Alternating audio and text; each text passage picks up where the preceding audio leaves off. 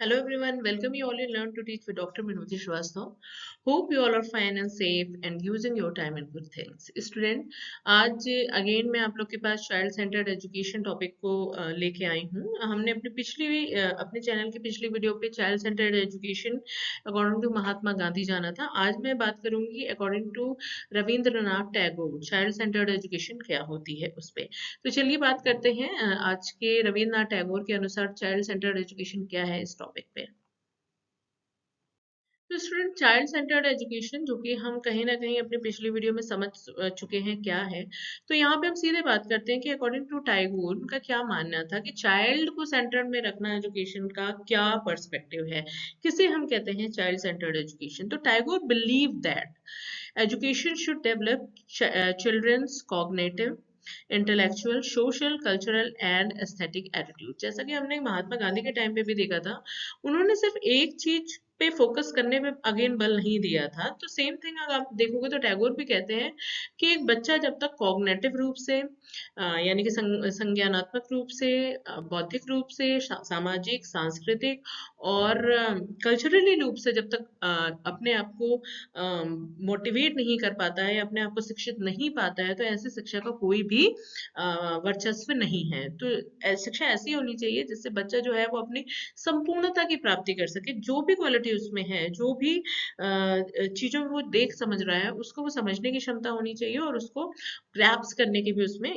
Quality होनी चाहिए. He also believed that children should be free to choose what and how they learn. और again ये इसी चीज पे फोकस करते हैं कि हमें बच्चों को फोर्स नहीं करना चाहिए कि तुम्हें ये पढ़ना है, this is the thing you should know. आप अपनी बच्चे को आप फ्री करो और उसको चूज करने दो कि उसका आज क्या पढ़ने का मन है या किस फील्ड में वो जाना चाहता है. शायद अगर वो अपनी चॉइस देगा तो वो ज्यादा बेहतर कर सकेगा जो कि एक्सपेक्टेशन हमने उससे लगा के रखी है. तो ये नजरिया था टैगोर का चाइल्ड सेंटर्ड एजुकेशन के प्रति.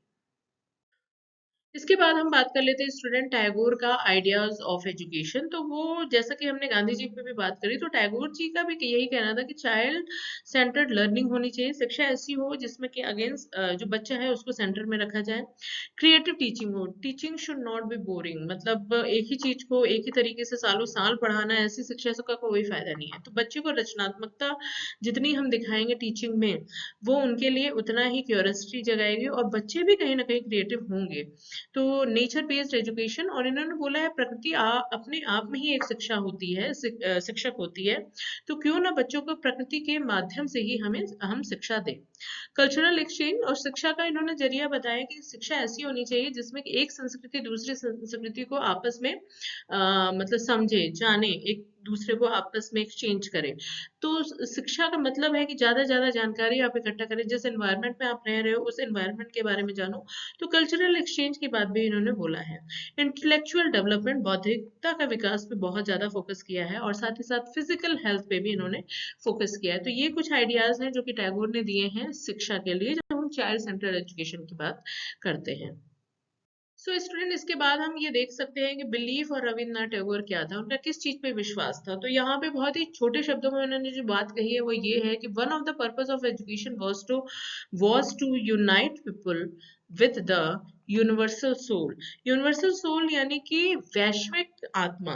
वैश्विक आत्मा यानी कि ये जो संपूर्ण विश्व है ये सारी एक चीज है और हमें इसकी भलाई के लिए, इसकी अच्छाई के लिए, इसकी प्रगति के लिए एकजुट होना है. तो लोगों को एकजुट करना है, लेकिन उसमें अपनी अपनी कंट्री या अपने अपने रिलीजन या अपने अपने धर्म के प्रति नहीं, पूरे विश्व को एक समान समझना है और जितनी भी आत्माएं हैं इस विश्व में उसको एक साथ यूनाइट होना है पूरे विश्व को प्रगति पे ले जाने के लिए. तो therefore in the field of education the curriculum should be similar so that the student become self aware through self realisation. और इसीलिए कहीं ना कहीं कहते थे कि जिस एज में बच्चा है उस एज में ओवरऑल जो एजुकेशन सिस्टम है उसका जो सिलेबस है it should be same to all over. मतलब ऐसा नहीं है स्टेट वाइज या कंट्री वाइज जो सिलेबस है वो डिफर होना चाहिए. उनका कहना है कि एक तरीके का अगर माइंडसेट को हम ओवरऑल यूनिवर्स में डेवलप करेंगे तो जो यूनिवर्स का पूरा एक पीस एजुकेशन की या यूनाइटेड की हम बात करते हैं, नॉन वायलेंस की बात करते हैं, उस पर्सपेक्टिव को कहीं ना कहीं हम प्राप्त कर सकते हैं अगर हम इस बिलीफ को लेके एजुकेशन में चलते हैं। तो this is all about child centred education according to Tagore. I hope student आपने महात्मा गांधी और टैगोर के बीच जो चाइल्ड सेंटर्ड एजुकेशन, उन दोनों के बीच जो अंतर है वो उसको थोड़ा बहुत समझ पाए होंगे। In case you have some doubt तो आप क्लियर कर सकते हो मेरे से। आप कमेंट बॉक्स में जाएं और वहां पे आप बताएं जिन टॉपिक पे आपको मतलब कठिनाइयां हो रही हैं। मैं कोशिश करूंगी अपनी तरफ से उन पे ज्यादा एक्सप्लेनेशन देने की, वीडियोस बनाने की। तब तक आप अपना ख्याल रखिए, पढ़ाई करते रहिए, और कोई भी डाउट हो तो आप उसके लिए मेरे से संपर्क करें। मिलते हैं नेक्स्ट वीडियो में। Till then you take care yourself. Bye.